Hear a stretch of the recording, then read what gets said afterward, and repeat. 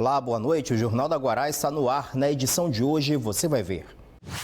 Polícia apura circunstâncias em que aconteceu o assassinato de 3 adolescentes em São Luís. Cresce o número de denúncias de casos de violência contra a mulher. Pedestres reclamam da falta de travessia na Avenida dos Holandeses, na capital maranhense. Veja também, a Anatel anuncia bloqueio a partir de segunda-feira de aparelhos celulares piratas. E o roteiro da diversão na ilha na temporada de férias. Agora, no Jornal da Guará. 3 adolescentes foram encontrados mortos na zona rural de São Luís. O crime aconteceu no povoado Coquilho e durante boa parte do dia ainda existia muita indefinição sobre as reais causas do triplo homicídio. O repórter Hugo Reis acompanhou mais cedo os primeiros passos dessa investigação e traz agora para a gente os últimos detalhes. Oi, Hugo, boa noite. Que novidades você tem para a gente, hein? Boa noite, Pascoal. Boa noite a todos. 3 jovens encontrados mortos no bairro Coquilho, região da zona rural de São Luís. Esse fato causou muita comoção e revolta. Segundo familiares, os 3 jovens sumiram na quinta-feira. Foram encontrados na manhã de hoje em uma área próxima a um canteiro de obras de uma construtora que executa serviços do programa Minha Casa Minha Vida. Imagens feitas pelos familiares e amigos das vítimas mostram momentos de desespero de uma mãe ao ver o filho morto de forma tão cruel. Os jovens foram identificados como Gustavo Feitosa Monroy, de 18 anos, Joanderson da Silva Diniz, de 17 anos, e Gildean Castro Silva, de apenas 14 anos. Ainda segundo populares, tudo leva a crer que eles teriam sido executados com tiros na cabeça e nas mãos. Os corpos foram levados ao Instituto Médico Legal, onde foram periciados, e a polícia já iniciou as investigações com as convocações de familiares e também de funcionários da empresa de segurança que estavam no local. Os moradores do povoado estavam muito revoltados, atearam fogo em canteiros de obras da empresa, fizeram barricadas para impedir que veículos fossem retirados, atearam fogo também em veículos que estavam no local, tentaram depredar o local da obra. É bom que se destaque que nada está comprovado, a equipe da Superintendência de Homicídios e Proteção à Pessoa da Polícia Civil está à frente do caso, apurando todo este fato. Bom, Pascoal, ainda nesta linha, falando sobre segurança, vamos mostrar uma matéria que eu realizei com o repórter cinematográfico Marcos Leite, mostrando os números da violência contra a mulher que vem aumentando aqui no Maranhão. Números apontam o crescimento de registros de violência contra a mulher. Os dados computados ao longo de apenas um ano denunciam que a mulher está mais ciente de seus direitos, mas também apontam que os homens ainda não entenderam que dentro de uma relação amorosa não existem donos, proprietários ou senhores da razão. A Casa da Mulher Brasileira, no bairro do Jaracati, tem sido a grande referência e apoio para que crimes de feminicídio sejam elucidados e tantos números sejam apresentados. Os homens muitas vezes são vistos como mais importantes, tendo mais poder, querendo dominar e mandar na mulher. Então, não existe uma relação de igualdade dentro daquele relacionamento amoroso. E em qualquer situação de controvérsia, de desavença, o homem passa a usar da força física para fazer imprimir a sua vontade diante da vontade da mulher. Segundo dados apresentados pela delegada, a DEM instaurou um total de 1.625 inquéritos para investigar crimes dessa natureza, bem superior a 2017, quando foram instaurados 1.304 inquéritos. E por isso, nos últimos dias, o plantão tem apresentado frequência bem maior. Ainda segundo dados fornecidos pela DEM, em 2018, a delegacia recebeu 1.870 denúncias de mulheres que foram ameaçadas de morte pelo companheiro, ex-companheiro ou pessoas de sua convivência familiar.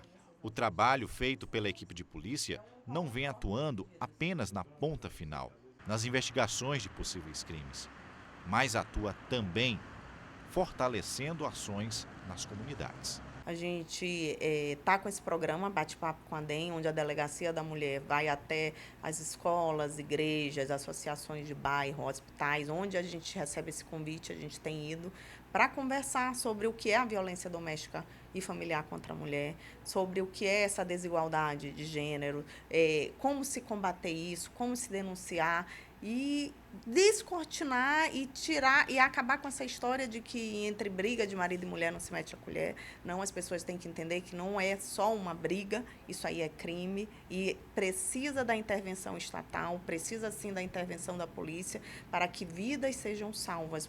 E após todo o processo de denúncia, investigação e aplicação de medidas protetivas, a participação do poder policial é fundamental dentro do processo. Por isso, as atividades do comando da Patrulha Maria da Penha vêm sendo fortalecidos. Acompanhamos a ação de uma das 3.789 medidas protetivas expedidas pela Justiça Maranhense, onde o agressor deve evitar proximidade com a vítima. E isso é checado dentro de uma escala de trabalho das equipes policiais. Quando elas recebem a medida protetiva, essas medidas elas vêm aqui para a Patrulha Maria da Penha e as guarnições acompanham, ver se realmente a pessoa que recebeu a medida protetiva contra ele se está realmente cumprindo. Mas é impossível não se envolver com algo além das folhas dos inquéritos e documentos judiciais. Em muitos casos, estas mulheres agredidas nem dinheiro têm para sustentar a casa, são dependentes financeiramente dos homens. E aí entra mais uma vez o trabalho da equipe policial da Maria da Penha. Diante de algumas situações, nós percebemos as necessidades, né, de algumas pessoas e a gente se sensibiliza com isto, né, e acabamos ajudando, de certa forma, com aquilo que nós podemos, né, com parceria também com outras pessoas, a gente acaba fazendo como fizemos hoje, né, levantando alguns alimentos e ajudando o nosso próximo. Um homem identificado como José Maria, de 60 anos, sofreu uma descarga elétrica enquanto trabalhava em uma obra em um prédio residencial no bairro da Coab.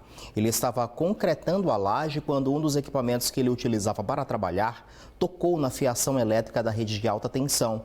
Ele foi socorrido por ambulâncias do SAMU com queimaduras pelo corpo e levado para o Hospital Clementino Moura, ao Socorrão 2. Os detalhes desta notícia, bem como outros destaques, estão no portal guará.com. Acesse e confira. Que há muitos buracos em São Luís, disso ninguém tem dúvida. Mas na área nobre da cidade, os moradores nem reclamam desses buracos. A Avenida dos Holandeses, por exemplo, está de asfalto novo, mas por lá um outro problema atormenta quem precisa utilizar a via: a falta de sinalização e de faixa de pedestres. O problema é antigo. Algumas das principais avenidas da capital não têm faixa de pedestres ou possuem uma sinalização precária. Isso dobrou o número de mortes de pedestres no trânsito de São Luís. Em 2017, dos 100 óbitos registrados, 37 foram de pessoas atravessando as vias. Na faixa de pedestre em São Luís, nós enfrentamos um grave problema. Há lugares que não têm a faixa, outros em pontos que não inadequados, né? E a grande maioria das faixas existentes estão mal sinalizadas, tanto horizontalmente, e não existe praticamente a sinalização vertical, aquela que alerta, que antecede o local da faixa. Na Avenida dos Holandeses, uma das mais movimentadas de São Luís, após recapeamento asfáltico, as faixas de pedestres foram apagadas e até agora não foram pintadas, o que deixa os pedestres em perigo. Na avenida, a situação é essa: o risco para atravessar é muito grande. Para atravessar mesmo, tem que acelerar o passo e as pessoas acabam temendo pela própria vida. A senhora fica com medo de atravessar aqui? Muito, porque não tem uma faixa de pedestre aqui. É desse hospital aqui. Você atravessar é a maior dificuldade. Um risco de vida. Porque eles não param, risco de vida. E eles não param, de jeito nenhum. Pode estar fila, a gente pede parada, mas eles não param. E depois de conseguir chegar no meio-fio, Dona Francisca ainda precisou continuar contando com a sorte para chegar do outro lado. Nos dois sentidos da via, procuramos algum ponto de travessia segura, mas o que é fácil ver são as repetidas cenas de pessoas se arriscando. Rapaz, a dificuldade é muita, né?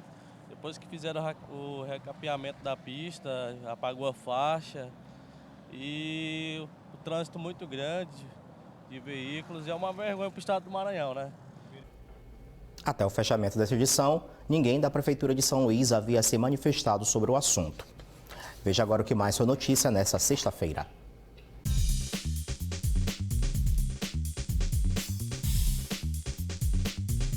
O vice-governador Carlos Brandão e outras autoridades participaram da solenidade de entrega da obra de reestruturação do cais da Praia Grande. O cais foi cercado e recebeu revestimento cerâmico e pinturas no teto. Os bancos também são novos e a iluminação foi trocada. Tudo para atender melhor a população e também aos turistas que visitam as cidades de São Luís e Alcântara. Representantes da Anatel anunciaram em entrevista coletiva que a partir da próxima segunda-feira, aparelhos de celulares piratas vão ser bloqueados pelas redes das operadoras em todo o Maranhão. Com o bloqueio, a Anatel pretende coibir o uso de telefones móveis não certificados ou clonados. Moradores do residencial Ribeira estão revoltados com o esgoto que está jorrando dentro do conjunto habitacional. O risco para quem passa pelo local é permanente. O abismo tem aproximadamente 10 metros de profundidade. Segundo a CAEMA, uma equipe foi ao local verificar a situação e constatou que o problema é ocasionado pela falta de uma obra de drenagem da CEMOSP, que não se manifestou sobre a situação apresentada. A seguir, nós voltamos com mais destaques aqui no Jornal da Guará. Um instante só.